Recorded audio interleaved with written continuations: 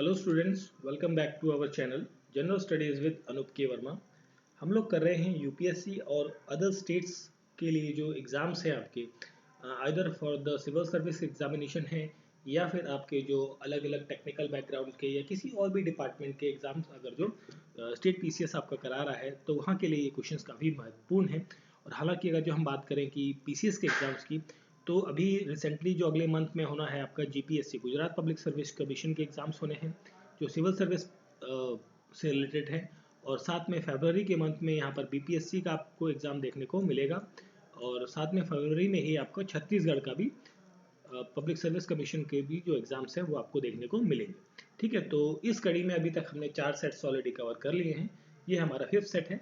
तो चलिए देखते हैं 5वें सेट के अंदर कौन कौन से क्वेश्चंस आते हैं। तो देखिए, पहला क्वेश्चन है इसमें। तो इसमें पूछा गया है कि आपको बेस्ट डिफाइन करना है कि स्टेट का मतलब हो गया भारत का जो भारत जो है, भारत को हम in the terms of Indian polity या फिर in the terms of constitution की जब हम बात करते हैं तो हम यहाँ पर देश को एक स्टेट के रूप में रिप्रेजेंट करते हैं। तो स्टेट को रिप्रेजेंट या उसको डिफाइन करने के लिए जो बेस्ट डेफिनेशन होगी वो क्या होगी, उसके बारे में यहाँ पूछा गया है। तो यहाँ पर जो बेस्ट डेफिनेशन होगी वो ये होगी कि एक कम्युनिटी ऑफ पीपल या कम्युनिटी ऑफ पर्सन जो है वो परमानेंटली रह रहे हैं एक ऑक्युपाइड डेफिनिट टेरिटरी। देखिए, एक डेफिनिट टेरिटरी है जो भारत मतलब एक रफली मैं ऐसे बात करूँ, इसको जस्ट मिनट इसको क्लियर कर लेते हैं। देखिए, अगर जो मैं एक रफली इस तरीके से एक लाइन डायग्राम में बात करूँ तो भारत की ऑलमोस्ट ये टेरिटरी है, north south east and west. तो इस टेरिटरी के अंदर देखिए जितने लोग हैं परमानेंटली ऑक्युपाई है इस टेरिटरी के अंदर, और जो भी यहाँ पर आइलैंड्स है हमारे, ठीक है, तो इस पूरे एरिया के अंदर जितने लोग आपके परमानेंटली रह रहे हैं एक डेफिनेट टेरिटरी के अंदर इंडिपेंडेंटली मतलब आज़ादी से रह रहे हैं और बिना किसी आज़ादी की किस चीज़ से आज़ादी, बिना किसी एक्सटर्नल कंट्रोल के। अब देखिए, एक्सटर्नल कंट्रोल की यहाँ पर बात करी गई है, दैट मीन्स कि 1947 से पहले भारत क्या था, ब्रिटिशर्स के अधीन था। तो ब्रिटिशर्स जो है यहाँ पर क्या करते थे, रूल करते थे। तो अब यहाँ पर जो है जो लोग रह रहे हैं, पब्लिक रह रही है, जो लोग रह रहे हैं परमानेंटली, तो उन पर किसी भी एक्सटर्नल जो बाहरी व्यक्ति है उसका कोई कंट्रोल नहीं है, उसका कोई इंटरफेरेंस नहीं है। और यहाँ जो लोग रह रहे हैं वो क्या करते हैं, वो अपने वोट की तरफ से, मतलब जो देखिए जो इंडिविजुअल यहाँ पर रहता है वो क्या करता है, वोट कास्ट करता है। और वोट कास्ट करेगा किसको, एमपीज को करेगा या एमएलएस को करेगा। तो ये एमएलएस और एमपीज आगे जाके क्या बनाते हैं, पीएम या सीएम को चुनने में क्या करते हैं, सहायक सिद्ध होते हैं। ठीक है, तो अब यहाँ पर क्या एक तरीके की गवर्नमेंट फॉर्म हो रही है और यहाँ पर क्या करते हैं, बनाते हैं ये लोग अपनी आपस में एक ऑर्गेनाइज्ड गवर्नमेंट फॉर्म करते हैं। ठीक है, तो ये एक डेफिनेशन जो है, देखिए डेफिनेशन जितनी भी लिखी हुई है यहाँ पर वो सारी आपको सिमिलर लगेंगी, सारी एक आंसरेबल लगेंगी कि सारी आंसर सही है। बट जो यहाँ पर करेक्ट आंसर होगा क्वेश्चन का, पूछा है कि बेस्ट डिफाइन करता है, तो बेस्ट आपको यहाँ पर डिफाइन करती है स्टेटमेंट 1। ठीक है, हिंदी में आप देख लीजिए, बाहरी नियंत्रण से स्वतंत्र एक निश्चित क्षेत्र पर स्थायी रूप से कब्जा करना। देखिए यहाँ पर हम ऑक्युपाई करने की बात कर रहे हैं तो हिंदी में इसको ट्रांसलेट किया तो कब्जा हो जाता है, बट यहाँ पर रहने से संबंधित है, कब्जा नहीं है। करने वाले या एक संगठित सरकार रखने वाले व्यक्तियों का एक समुदाय होता है। ठीक है, that is option number A यहाँ पर क्या हो जाता है, करेक्ट आंसर हो जाएगा इस क्वेश्चन का। ठीक है, चलिए फिर हम बात करते हैं नेक्स्ट क्वेश्चन की।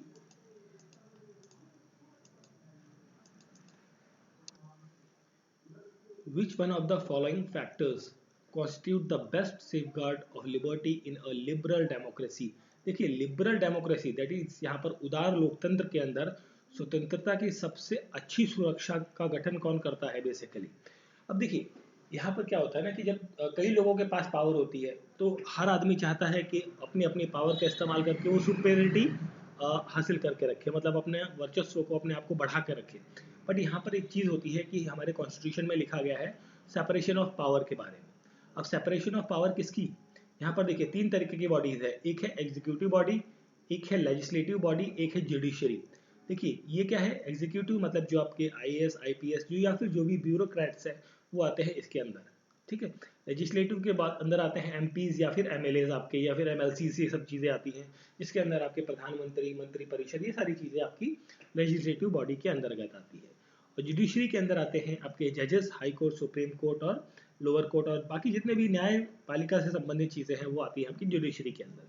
अब देखिए यहाँ पर क्या है, इन तीनों का कार्य क्षेत्र सीमित है, इनका वर्किंग डायमेंशन सेपरेट है, एक दूसरे के उसमें इंटरफेयर नहीं कर सकते, बट हाँ एक दूसरे को के काम को चेक एंड बैलेंस कर जरूर कर सकते हैं। क्या कर सकते हैं? Check and balance. देखिए चेक एंड बैलेंस का मतलब यहाँ पर हो जाता है कि एग्जीक्यूटिव जो कार्यपालिका है या कोई ब्यूरोक्रेट है वो अच्छे से काम नहीं कर रहा है तो उसको डांट लगाएगा कौन? भाई आप अच्छे से नहीं काम कर रहे हो, आपको अच्छे से काम करना है, मतलब ये फटकार लगाने वाला काम जो है अगर जो कोई एग्जीक्यूटिव बॉडी नहीं करती है तो वो काम करती है कौन? लेजिस्लेटिव भी कर सकती है और इसको जुडिशरी भी कर सकती है। ठीक है, तो मतलब इस पर एक तरीके से अंकुश या चेक एंड बैलेंस का काम ये दोनों करते हैं। अब बात करें लेजिस्लेटिव की, अगर जो आपका विधायिका है, विधायिका अगर अच्छे से काम नहीं करती है या कोई गलत रूल निकालती है तो उसको डांट लगाने का काम कौन करेगा? जुडिशरी करेगी, वहां पर इसका काम नहीं है। अब जुडिशरी अगर जो कोई काम होता है ना कि कई बार अगर जो मान लीजिए हर काम में जुडिशरी अपना इंटरफेरेंस कर रही है तो वहां पर क्या होगा कि जो ये विधायिका है, विधायिका के पास भी एक पावर है कि भाई वो कॉन्स्टिट्यूशन जो देखिए ये सारी जितनी भी बॉडीज है ये वर्क किसके अकॉर्डिंग करती हैं? ये सारी वर्क करती हैं अकॉर्डिंग टू द कॉन्स्टिट्यूशन, जो संविधान है उसके तहत काम करती है। तो ये क्या करेगी? ये कॉन्स्टिट्यूशन में कुछ अमेंडमेंट्स करेंगी जिसके तहत क्या होगा कि जो जुडिशरी है उसकी पावर को क्या कर दिया जाएगा? थोड़ा सा लिमिट कर दिया जाएगा या फिर रिस्ट्रिक्ट कर दिया जाएगा। ठीक है, तो ये एक दूसरे को पूरक भी है और एक दूसरे को डिपेंडेंस भी, थोड़ी बहुत आप कह सकते हैं कि डिपेंडेंसी भी आपको यहाँ पर देखने को मिलती है। तीनों की पावर्स अलग हैं, रिस्ट्रिक्ट भी करती हैं और फॉलो अप भी करती हैं। ठीक है, तो यहाँ पर जो बेस्ट सेफगार्ड है लिबर्टी के लिए, लिबर्टी मतलब यहाँ पर हम आज़ादी के बारे में बात कर रहे हैं, स्वतंत्रता के बारे में बात कर रहे हैं, तो उसके लिए ये सेपरेशन ऑफ पावर का जो कॉन्सेप्ट है ये बहुत ही ज़्यादा इंपॉर्टेंट फैक्टर प्ले करता है। ठीक है, शक्तियों का पृथक्करण। Under the Indian constitution concentration of wealth violets. देखिए कॉन्सेंट्रेशन ऑफ वेल्थ किस चीज़ को वायलेट करती है? ये वायलेट करती है डीपीएसपी के कॉन्सेप्ट को। राज्य के जो नीति निर्देशक सिद्धांत हैं या नीति निर्देशक तत्व हैं उनको वायलेट करती है। देखिए कॉन्सेंट्रेशन ऑफ वेल्थ का मतलब यहाँ पर ये हो जाता है कि देखिए एक आर्टिकल है, आपको ध्यान रखना है 39 का सी, आर्टिकल 39 उसका जो सी सेक्शन है वो ये डिफाइन करता है कि जो स्टेट है ये उसकी रिस्पॉन्सिबिलिटी है कि वो इस तरीके की पॉलिसीज बनाए ताकि जो एक वेल्थ है, वेल्थ का कॉन्सेंट्रेशन एक ही जगह ना हो, वो स्प्रेड आउट रहे सभी के बीच में, ताकि जो राज्य है या देश है जहाँ पर भी उनकी पॉलिसी चल रही हैं या रूल कर रही हैं तो उसके अंदर एक वेलफेयर स्टेट का जो भावना है वो बनी रहे। ठीक है, तो ये आती है आपके डीपीएसपी के अंदर। अब डीपीएसपी की जब हम बात करते हैं तो ये आपके पार्ट 4 के अंदर मेंशन्ड है, आप सभी को पता होगा। पार्ट 4 के साथ में अगर जो हम बात करें इसके आर्टिकल्स के बारे में तो आर्टिकल 36 टू 51 आर्टिकल्स इसके अंतर्गत आते हैं और इसे हमने कहाँ से बोरो किया है? आयरलैंड के कॉन्स्टिट्यूशन से हमने इसे बोरो किया है डीपीएसपी के कॉन्सेप्ट को। ठीक है, अब डीपीएसपी के अंदर एक दो इंपॉर्टेंट चीज़ें आती हैं, जैसे आर्टिकल 40 है। Article 40 establishment of village panchayat के बारे में आपका बात करता है। ठीक है, विलेज पंचायत के बारे में बात करता है, जो कि जिसके तहत बाद में आपके 73rd अमेंडमेंट और 74th अमेंडमेंट जो हुए थे, जिसके तहत जो पंचायती राज के लिए अमेंडमेंट होता है और फिर म्यूनसिपैलिटीज़ के लिए जो अमेंडमेंट होता है तो वो सब आता है यहाँ पर। और इसके साथ में एक और इम्पॉर्टेंट अमेंडमेंट है, that is 44th amendment, sorry not article है 44th आर्टिकल। ये आपका यूसीसी के बारे में बात करता है। देखिए यूसीसी आपका यूनिफॉर्म सिविल कोड है, ये बहुत ही इंपॉर्टेंट टॉपिक है, करंट में भी चल रहा है, इससे हो सकता है कि आपके आने वाले एग्जाम्स के अंदर पूछा जाए।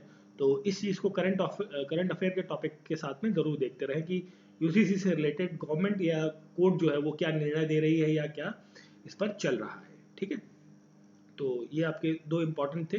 और एक आपका इंटरनेशनल पीस एंड हार्मोनी के लिए जो आर्टिकल है दैट इज आर्टिकल 51 है आई थिंक, है ना। ठीक है, तो ये है क्वेश्चन का करेक्ट आंसर हो जाता है ऑप्शन नंबर बी।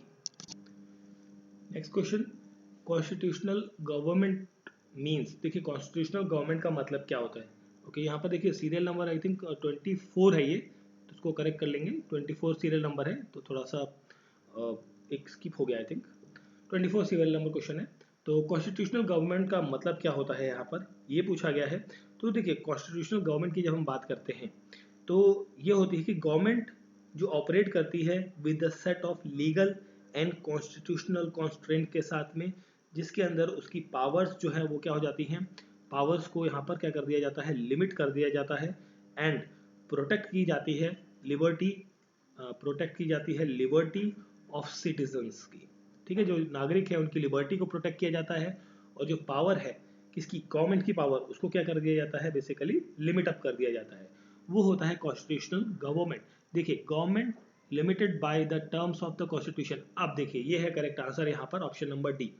सिंपली आप ये समझ लीजिए कि ऐसी सरकार जो, देखिए गवर्नमेंट जो है, गवर्नमेंट, ठीक है, गवर्नमेंट आपकी चलेगी किसके बेसिस पे, कॉन्स्टिट्यूशन के बेस पे, और ये जो गवर्नमेंट है ये आपकी, इसके पास जो है पावर है लिमिटेड, अनलिमिटेड पावर नहीं है कि ये कुछ भी करती रहे, ठीक है, मतलब इसको भी रोकने के लिए, देखिए अगर जो गवर्नमेंट कुछ भी करती है, ठीक है, तो उसको रोकने के लिए भाई क्या है, जुडिशरी है, ठीक है, जब हमने बात की थी ना पिछले क्वेश्चन में कि अगर जो ये कुछ गड़बड़ कर रही है और अच्छे से काम नहीं कर रही है या फिर अपनी मनमानी कर रही है, तो उस केस में क्या है, जुडिशरी आपकी इंटरफेयर करती है।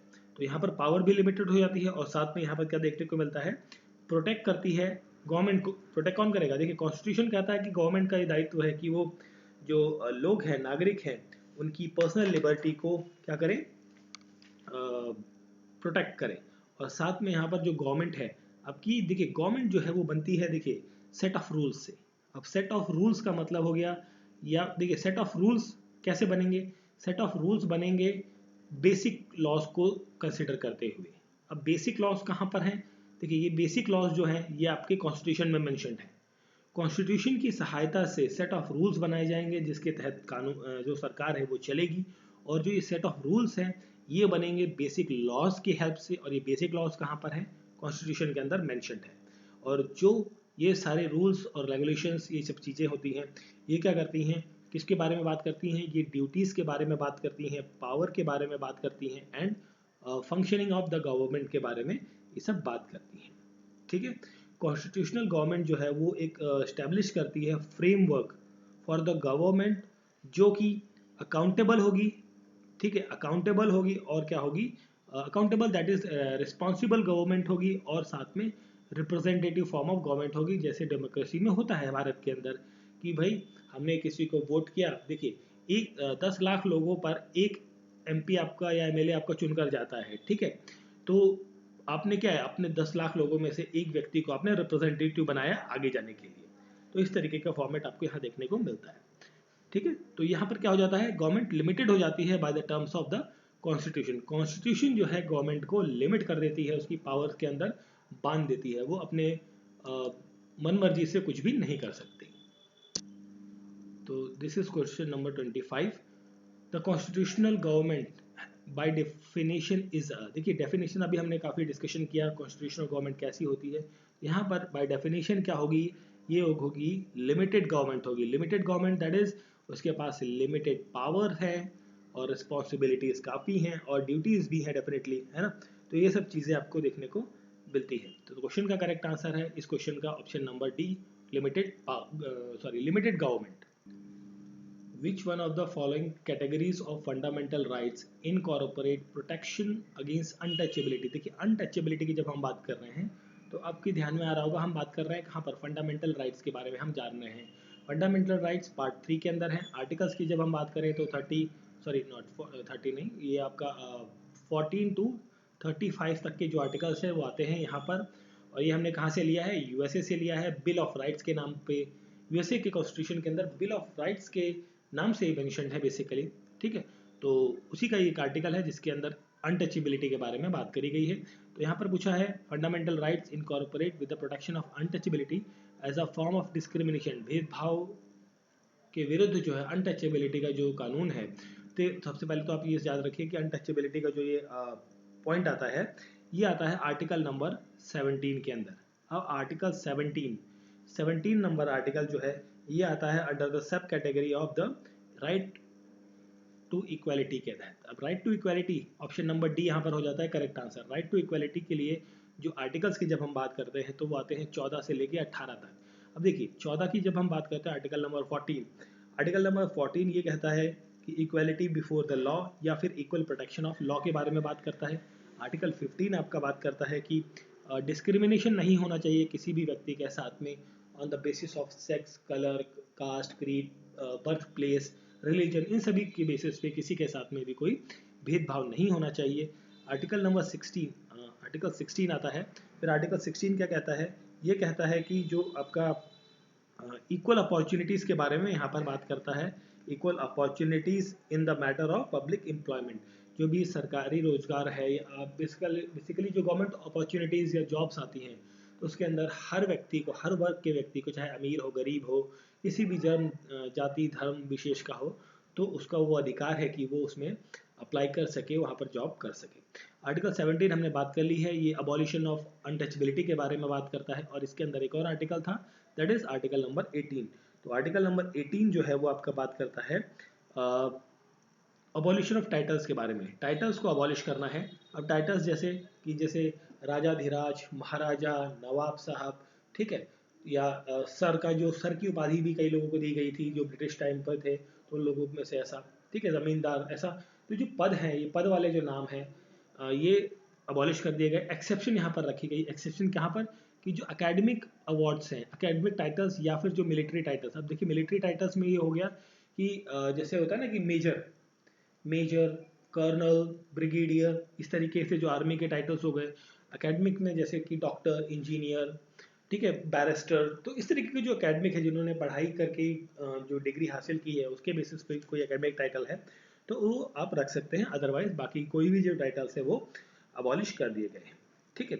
अब इसके रिलेटेड ना जो अनटचेबिलिटी वाला जो कॉन्सेप्ट है, इसके रिलेटेड एक अमेंडमेंट होता है, ठीक, एक्ट आता है बेसिकली, जिसे कहा जाता है untouchability offence act. Untouchability offence act, OAC मैं शॉर्ट में लिख देता हूँ उसे।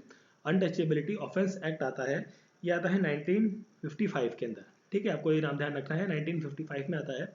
उसके बाद 1955 में आता तो ये इस नाम से है, बट इसको रीनेम कर दिया जाता है, मतलब उसी साल ही रीनेम होता है, मतलब बनता ये है, फिर ये बन जाता है protection of civil rights. Protection of civil rights act के नाम से ये आपका जाना जाता है, ठीक है।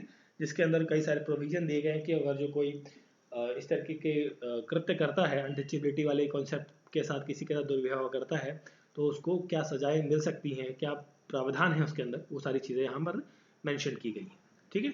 तो यहाँ पर क्वेश्चन का करेक्ट आंसर है option number D. Next question है, in India the separation of judiciary from the executive is enjoyed by. देखिए, भारत में न्यायपालिका को कार्यपालिका से अलग करने का जो आदेश है, ओके, ये आपका 2020 के अंदर पेपर में आया था, तो यहाँ पर आ गया गलती से, द्वारा किसके द्वारा दिया गया है। देखिए, ये चीज़ जो है आपकी मेंशन की गई है भारत के संविधान के संविधान की प्रस्तावना के अंदर, ठीक है। तो प्रियम्बल ऑफ द कॉन्स्टिट्यूशन यहाँ पर क्या होगा करेक्ट आंसर। अब देखिए, प्रियम्बल ऑफ द कॉन्स्टिट्यूशन जो है ये बेसिकली सोर्स और नेचर ऑफ द कॉन्स्टिट्यूशन के बारे में बताता है। तो संविधान जो है हमारा किस तरीके का है, उसके अंदर क्या क्या मेंशन्ड है, क्या क्या लिखा हुआ है, उसके बारे में एक तरीके से ओवरव्यू के बारे में यहाँ पर मेंशन करता है। अब जब यहाँ पर हमारी बात आती है कि जो पावर्स की सेपरेशन के बारे में, कि जुडिशरी जो है वो आपका सेपरेट पावर, मतलब separation of judiciary with the executive की जब हम यहाँ पर बात करते हैं, तो इसके बारे में आपके DPSP में मेंशन्ड है, हमने डिस्कस भी किया है इसी वीडियो के अंदर स्टार्टिंग में। तो ये सब चीज़ें आपकी मेंशन्ड है आर्टिकल नंबर 50 के अंदर। आर्टिकल 50 DPSP के अंदर ये सब मेंशन्ड है, जिसके अंदर ये सब चीज़ें मेंशन की गई हैं, और वो सब बात करती हैं liberal intellectual principle of the DPSP के बारे में, ये सब चीज़ें बात करती हैं, ठीक है। अब यहाँ पर एक चीज़ और आती है कि जो 7th शेड्यूल है हमारा संविधान के अंदर, देखिए कितने शेड्यूल हैं, 12 शेड्यूल है। तो उसमें से जो 7th शेड्यूल है, ये आपका बात करता है डिवीजन ऑफ द पावर के बारे में। डिवीजन ऑफ द पावर्स के बारे में बात करता है। Division of the powers between the centre and the states के क्या अधिकार हैं, और राज्य और केंद्र का जो अधिकार है, इन दोनों के पावर्स के डिवीजन के बारे में भी हम बात करता है, ठीक है। तो separation of judiciary from the executive is enjoyed in the preamble of the constitution. अब देखिए यहाँ पर 7th शेड्यूल में ही ये सब चीज़ें मेंशन्ड है कि सेंटर का जो लिस्ट होगी, उसके अंदर किन किन काम पॉइंट्स पर या किन किन बिंदुओं पर जो केंद्र सरकार है वो अपने लॉज को ला सकती है। स्टेट जो है वो किन किन लॉज पर पॉइंट्स पर बेसिकली बिंदुओं पर अपने जो है लॉज बना सकती है, या कौन कौन से ऐसे बिंदुज हैं या पॉइंट्स हैं जिन पर ये दोनों मिलकर अब या केंद्र को ज़रूरत लगती है तो वो केंद्र राज्य के विषय के ऊपर अपना कोई रूल या लॉ ला सकता है, ठीक है। तो क्वेश्चन का करेक्ट आंसर है option number that is A. Other than the fundamental rights के अलावा which of the following part of the constitution of India reflects the principle and provision of universal declaration of human right, इसे देखिए short में कहा जाता है UDHR, ठीक है, UDHR, that is the universal declaration of human rights 1948। इसके तहत कौन कौन से फंडामेंटल राइट्स के अलावा, देखिए फंडामेंटल राइट्स तो इसके अंदर इंक्लूडेड है ही, उसके अलावा प्रियम्बल, DPSP या फिर फंडामेंटल ड्यूटीज, इनमें से कौन कौन सी चीज़ें वहाँ पर इंक्लूडेड है, इसके बारे में यहाँ पर बात करी गई है। अब देखिए जब हम बात करते हैं universal declaration of human rights की, तो this is the part of the general assembly, UNGA, that is United nation general assembly का पार्ट है। और इसकी जो शुरुआत होती है पेरिस के अंदर, पेरिस अधिवेशन जब हुआ था 1948 को, 10 दिसंबर 10 दिसंबर 1948 को ये चीज़ होगी, ठीक है, इसका एस्टेब्लिशमेंट होती है बेसिकली।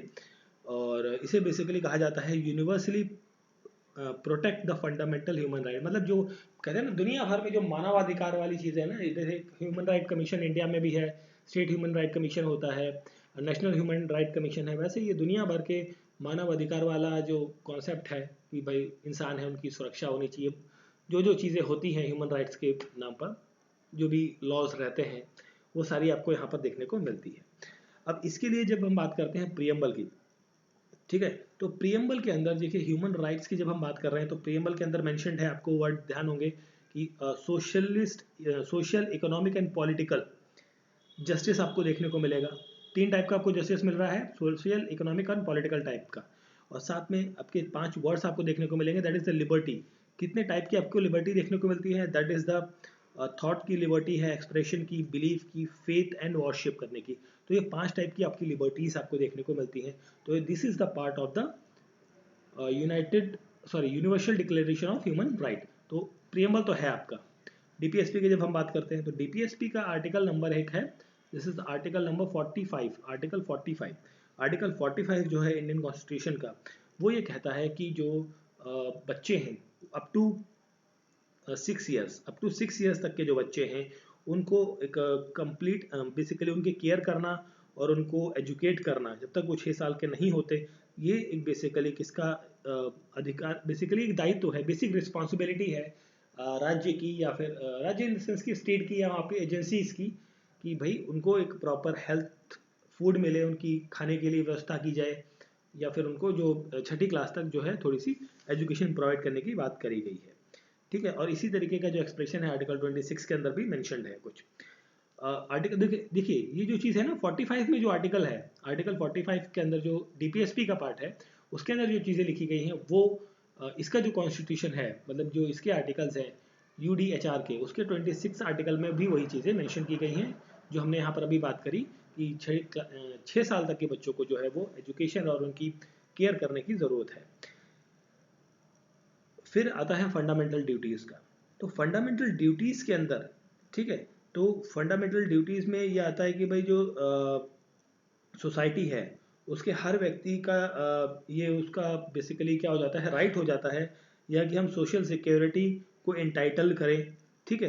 तो ये सब चीज़ें आपको यहाँ पर देखने को मिलती है। तो इसके बारे में फंडामेंटल ड्यूटीज़ का जो कॉन्सेप्ट है वो UDHR के जो आर्टिकल नंबर 22 के अंदर चीज़ें मेंशन्ड है, ठीक है। तो यहाँ पर आर्टिकल 22 ध्यान रखना है, आर्टिकल 26 आपको DPSP के लिए याद रखना है फॉर द UDHR के लिए। तो तीनों चीज़ें आपको यहाँ पर इंक्लूडेड हैं। तो क्वेश्चन का करेक्ट आंसर हो जाता है option number D. Option number D is the correct answer. Consider the following statement, आपको कंसीडर द फॉलोइंग स्टेटमेंट। पहली स्टेटमेंट है the constitution of India defines.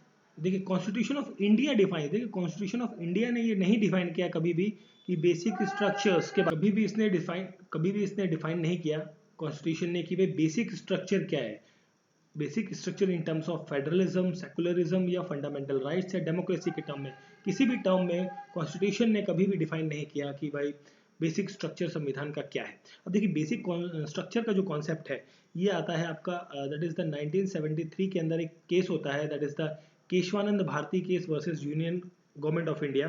तो उसके तहत जो है ये आपका सुप्रीम कोर्ट जो है वो अपहेल्ड करता है वैलिडिटी किसकी, 24th अमेंडमेंट की। जो 24th अमेंडमेंट 1971 का जो अमेंडमेंट था, जिसके अंदर पार्लियामेंट को ये एम्पावर थे कि वो अब्रिज कर सकती है या टेक अवे कर सकती है एनी फंडामेंटल राइट को। और इसके अंतर्गत ये कहा गया कि जो कॉन्स्टिट्यूएंट पावर है पार्लियामेंट की, वो under article 368 does not able to alter the basic structure, यहाँ पर बात कही गई। तब देखिए ये जो पहली बार ऐसा इंसिडेंट होता है 1973 के अंदर कि सुप्रीम कोर्ट जो है वो पहली बार एक टर्म कॉइन करती है। कौन सा टर्म कॉइन करती है? ये कॉइन करती है कि बेसिक स्ट्रक्चर को आप हार्म नहीं कर सकते, उसको अल्टर नहीं कर सकते। किसकी आड़ में? आर्टिकल 368। देखिए आर्टिकल 368 में क्या करते हैं हम? अमेंडमेंट करते हैं इसके थ्रू। तो आर्टिकल 368 के तहत जो है उसकी आड़ में आप basic structure of the constitution को हार्म नहीं कर सकते। ये पहली बार इन्होंने सुप्रीम कोर्ट ने टर्म कॉइन किया था। तो यहाँ पर कॉन्स्टिट्यूशन के अंदर कोई भी ऐसी डिफाइंड डेफिनेशन नहीं है। हालांकि कई सारे केसेस हो चुके हैं, सुप्रीम कोर्ट ने ऐसी कोई बाउंड्री नहीं बनाई कि भाई this is the limitation of the basic structures. जब जब जरूरत पड़ती है सुप्रीम कोर्ट अपनी बाउंड्रीज को बढ़ा देता है या कम कर लेता है, ठीक है। तो ये उसके ऊपर डिपेंड है। तो पहली स्टेटमेंट यहाँ पर क्या हो जाती है? गलत हो जाती है। First statement is the wrong. Next statement है the constitution of India provides for the judicial review to safeguard the citizens liberty and to preserve the idea on which the constitution is based. अब देखिए यहाँ पर जब हम बात करते हैं जुडिशियल रिव्यू जो है, ये एक पावर है बेसिकली किसकी? This is provide the judicial review, this is the power of judiciary, ठीक है। जो न्याय तंत्र है, न्यायपालिका है, उसकी पावर है, वो एग्जामाइन करती है इसके थ्रू क्या? Constitutional validity.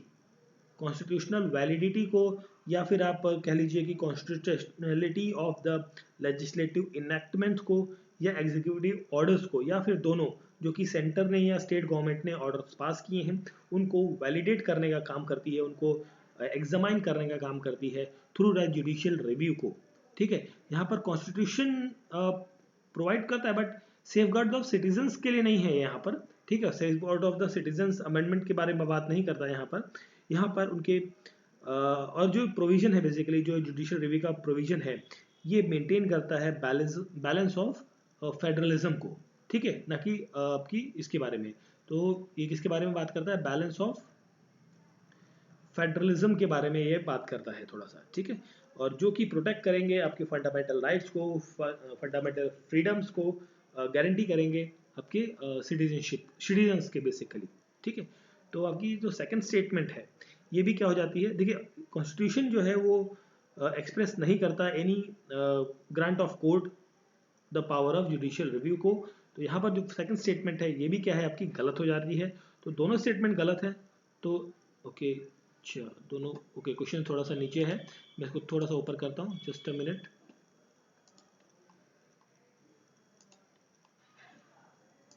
तो यहाँ पर आप देख सकते हैं this is the option number D, neither 1 nor 2 is the correct answer, ठीक है, क्लियर। तो ये हमारे कुछ क्वेश्चंस थे इस पर्टिकुलर वीडियो के। तो आई होप सो वीडियो अच्छा लगा होगा, तो प्लीज़ लाइक शेयर और सब्सक्राइब जरूर करें। मिलते हैं नेक्स्ट पार्ट में। Thank you for watching.